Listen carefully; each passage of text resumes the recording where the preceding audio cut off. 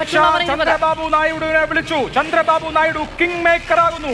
മോഡിക്ക് പുറമെ അമിത്ഷായും ഭരണം പോയി കഴിഞ്ഞാൽ പിന്നെ ഇ ഡി എവിടുന്ന് പറയാനും പറ്റില്ല. അതുകൊണ്ട് ഇപ്പൊ വിളിച്ചു. അമിത്ഷായും ചന്ദ്രബാബു നായിഡുവിനെ ടെലിഫോൺ ലൈനിൽ ബന്ധപ്പെട്ടിരിക്കുന്നു. ചന്ദ്രബാബു നായിഡു കിങ് മേക്കർ ആവുകയാണ്.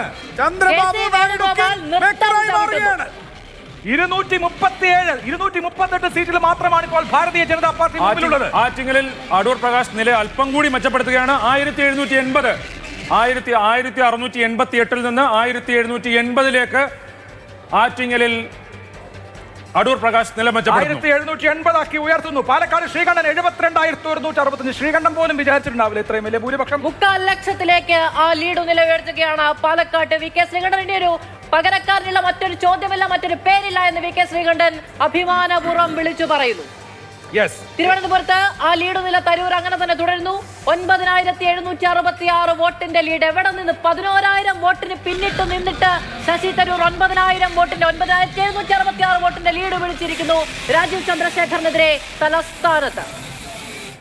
നോക്കൂ, ഇവിടെ ചാലക്കുടിയെ സംബന്ധിച്ച് നോക്കുകയാണെങ്കിൽ 47,714. ഒരു അടിയൊഴുക്കും ഉണ്ടായില്ല. ബെന്നിച്ചേട്ടൻ സേഫാണ്. 2020 ഉണ്ടായിരുന്നു, മറ്റ് പല ഫാക്ടറുകൾ ഉണ്ടായിരുന്നു. പക്ഷേ 47,717 വമ്പിച്ച വിജയം തന്നെയാണ് അവിടെ നേടിക്കൊണ്ടിരിക്കുന്നത്. നേടാൻ പോകുന്നത് ഒരു മാറ്റവും ഉണ്ടാവില്ല. അങ്ങനെ നോക്കിയാൽ കേരളത്തിൽ ഒരു UDF തരംഗം എന്ന് നമുക്ക് പറയാം. ദേശീയ ജനാധിപത്യ സഖ്യത്തിൽ ഉറച്ചു നിൽക്കുന്നു എന്ന് ചന്ദ്രബാബു നായിഡുവിന്റെ പ്രതികരണം വരുന്നുണ്ട്. 297 പരിമിതപ്പെട്ടിട്ടുണ്ട്. ഇലക്ഷൻ കമ്മീഷൻ ഇത്തിരി വൈമുഖ്യത്തോടെ കൂടിയാണെങ്കിലും ഏതായാലും നായിഡുവിന്റെ 16 സീറ്റുകൾ, ചന്ദ്രബാബു നായിഡുവിന്റെ 16 സീറ്റുകൾ NDA സഖ്യത്തിന് അതിനിർണായകമാണ്. അതുകൊണ്ട് തന്നെ എല്ലാ അർത്ഥത്തിലും പറയാം, ഈ തെരഞ്ഞെടുപ്പിലെ കിങ് മേക്കറായി മാറുകയാണ് ചന്ദ്രബാബു നായിഡു. TDPയുടെ 16, അങ്കിളിന്റെ 15, 31 സീറ്റ് ക്രൂഷ്യലാണ്. ആ 31 സീറ്റാണ് BJPയും ഭൂരിപക്ഷവും തമ്മിലുള്ള അകലവും. വിമർശനങ്ങളെ അതിജീവിക്കാൻ പാടുപെട്ടുവെന്ന്. എന്നിട്ട് ഈ കൗണ്ടിങ്ങിന്റെ സമയത്തും വിമർശനം വിളിച്ചു വരുത്തുകയാണ് പ്രതിപക്ഷ ചേരിയിൽ നിന്ന്. രാജ്യത്തിന്റെ മഹാനഗരങ്ങളിൽ 3 ഇത്തവണ ഭരണകക്ഷിയെ കൈവിടുന്നു. കിഴക്ക് കൊൽക്കത്ത, പടിഞ്ഞാറ് മുംബൈ, തെക്ക് ചെന്നൈ, ഈ 3 നഗരങ്ങളെയും ഒന്നും സ്പർശിക്കാനാവാതെ BJP വിളറി നിൽക്കുമ്പോൾ ഇന്ദ്രപ്രസ്ഥം മാത്രം തൂത്തുവാരുന്നു ഒരിക്കൽ കൂടി.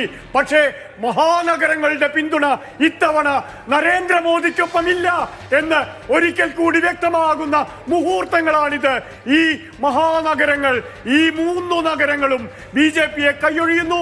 പിടിച്ചെടുക്കാമെന്ന് കരുതിയ കൊൽക്കത്ത, നിലനിർത്താമെന്ന് കരുതിയ മുംബൈ. ബാരാമുള്ള മണ്ഡലത്തിൽ ഒമർ അബ്ദുള്ള പരാജയപ്പെട്ടു. ഒമർ അബ്ദുള്ള ബാരാമുള്ളയിൽ പരാജയപ്പെട്ട വാർത്ത വരുന്നു. ഒമർ അബ്ദുള്ള ബാരാമുള്ളയിൽ പരാജയപ്പെട്ടിരിക്കുകയാണ്. നാഷണൽ കോൺഫറൻസ് നേതാവും അവരുടെ അധ്യക്ഷനും കൂടിയായ ഒമർ അബ്ദുള്ള ബാരാമുള്ളയിൽ, ജമ്മു കാശ്മീരിലെ ബാരാമുള്ളയിൽ പരാജയപ്പെട്ടത് ഒരു വലിയ വാർത്തയാണ്. കങ്കണ റണൌത്തിന്റെ ലീഡ് 70,000 കടന്നിരിക്കുന്നു. മണ്ഡിയുടെ ക്വീനായി കങ്കണ, അതിൽ മാറ്റമില്ല. അനുരാഗ് താക്കൂറും ഹിമാചൽ പ്രദേശിൽ നിന്ന് തെരഞ്ഞെടുക്കപ്പെട്ടിരിക്കുന്നു. പ്രജ്വൽ രേവണ്ണ തോൽക്കുമ്പോൾ കുമാരസ്വാമി മുന്നിലാണ്. ഈ നിമിഷവും ഒക്കലിക വോട്ടുകളിലേക്കുള്ള കടന്നുകയറ്റം BJP നടത്തുമ്പോൾ ഇനി JDS ആവശ്യമില്ല എന്ന് BJP തിരിച്ചറിയുന്നു. ആ സഖ്യം ആ മേഖലയിൽ, മൈസൂരു മേഖലയിൽ പ്രവർത്തിച്ചതേയില്ല എന്ന് വെളിപ്പെടുന്ന ഒരു തിരഞ്ഞെടുപ്പ് ഫലം കൂടിയായി ഇത്തവണത്തേത് മാറുന്നുണ്ട് കർണാടകത്തിൽ.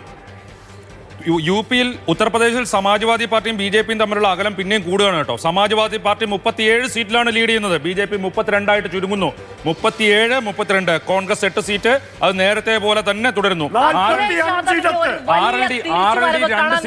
തേജസ്വിക്കാണ് തേജസ് കൂടുതൽ എന്ന് പറഞ്ഞിടത്തു നിന്ന് അഖിലേഷ് മുന്നോട്ട് വെക്കുന്ന രാഷ്ട്രീയം, അഖിലേഷിന്റെ പടനീക്കം, തയ്യാറെടുപ്പുകൾ, SP-യുടെ തിരിച്ചുവരവ്, അഖിലേഷിന് കീഴിൽ ഭദ്രമാണ് എന്ന പ്രഖ്യാപനമൊക്കെ UP കാണുകയാണ്. ഇത്രയും വലിയ ഇന്ത്യ സഖ്യത്തിൽ നിന്ന് പുറത്തുപോയ RLD 2 സീറ്റിൽ ലീഡ് ചെയ്തിരുന്നു. ഇപ്പോൾ 1 സീറ്റ് ലീഡ് ചെയ്യുന്നു. ജയന്ത് ചൗധരിയുടെ പാർട്ടി ചരൺ സിംഗിന് ഭാരതരത്നം കൊടുത്തതോടുകൂടി ഇന്ത്യ സഖ്യത്തിൽ നിന്നും കടന്നിറങ്ങിപ്പോയ ആ ജയന്ത് ചൗധരിയെ UP, പടിഞ്ഞാറൻ UP അടക്കം തരൂര് ലീഡ് കൂട്ടുന്നു. തരൂര് 10,463